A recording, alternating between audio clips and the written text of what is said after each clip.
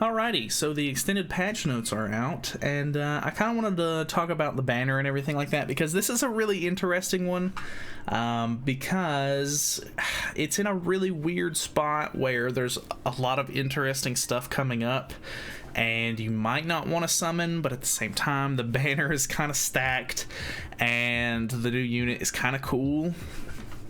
So it's kind of a tough one because obviously it's a brand new Sariel. Sariel's pretty hype in general. The fact that it's a brand new kind of Sariel means that there's a brand new Grace to come along with it, so it's not only nice to have the unit for just the Grace itself, but you know, you can use obviously a new unit. But yeah, I don't know. It's kind of a tough call because there's potentially a light unit coming. They've already announced a live stream for apparently a new Ragnarok stream, which I think might be unveiling maybe some new Ragnarok content, potentially a new boss. I don't know for sure on that or anything, just speculation. But yeah, it's going to be a very, very interesting one. The banner itself has a lot of really nice units in it. It is a 600 mileage, of course, and that's, you know, kind of a problem because we've literally just been so drained of diamonds lately. But yeah, so this has Halloween Gother on it, which I know is a big one that a lot of people really need or just need extra copies of. So Halloween Gother's in the banner. Red Awakened Lilia, which isn't anything too super crazy. Red Easton, which isn't anything super crazy. But it has Ragnarok Deanne, which is kind of cool. Haven't used her in quite a while. She's not necessarily like super hype or anything like that. But Brunhild's in the banner, which is really nice. Sigurd's in the banner, which is really nice. Red Matrona is also in the banner, which is really, really nice. And then you have Nanashi, Excalibur Arthur, and the newer blue Hauser. So the fact that it has Green Gother, Red Matrona, and Brunhild all on the banner basically means that if you can pull those three, you have 3 out of the 4 best units for the bird boss, which is a pretty compelling reason to summon in and of itself.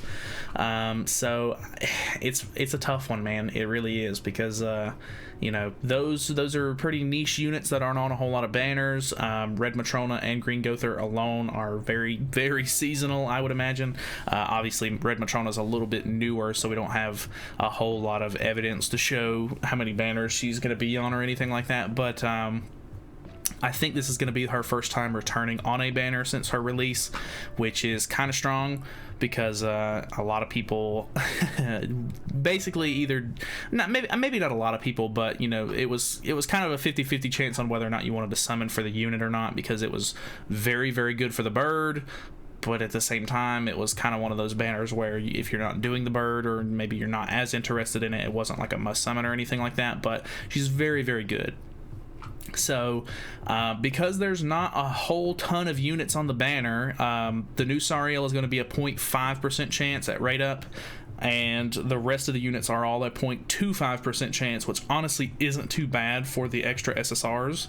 So the fact that there's a couple of interesting units that are pretty, you know, like hard to come by, I guess, makes this a pretty decent banner to summon on if you're trying to get those extra units. Normally I definitely tell people not to summon on a banner just to get the extra units, but in this case, there's a lot of decent units that you can get on here, and it's not super cluttered as far as banners go. Obviously, nobody really cares about this Hauser. Nanashi's probably not the greatest thing you've ever seen. If you don't have him, honestly, he's kind of nice to have.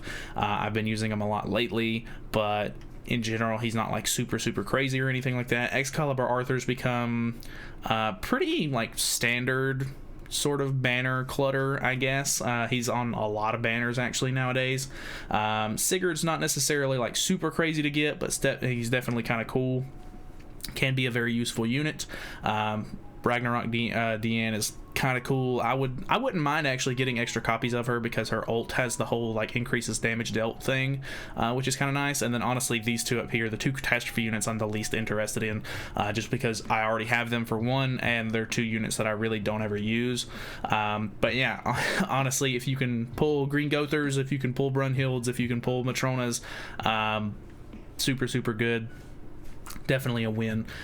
So I would definitely say if you don't have all of the units that you need for the bird team or anything like that, I would definitely recommend summoning on this banner, just because it's got so much good support and like good units and stuff like that for it. If you have already summoned on Meliodas and everything, and you've gotten the new Meliodas, then you're literally, you have the one unit that you need besides these 3 units to have like the most popular bird team, which I'm still using right now, and I've been able to beat the bird the last 3 weeks in a row first try.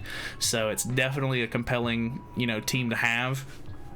But I can understand if you don't want to go for it.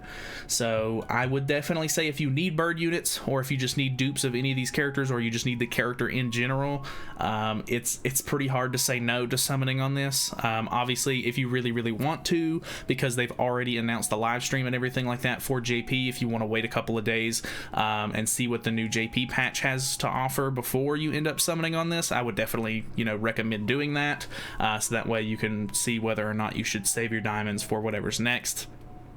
But yeah, pretty interesting banner. Definitely some decent value in this one. The new unit looks pretty cool. I'm into the whole counter stance, you know, unit, so the fact that it is a new counter unit, I think is going to be pretty fun to mess with in general. Plus I think it'll be pretty decently future proofed, because obviously there's a lot of interesting stuff that can happen with the archangels and stuff like that in the future. So I mean, we're we're bound to get a new copy of Tarmiel at some point, now that we already have a copy of, now that we're getting a Sariel and we already have an extra version of Ludo.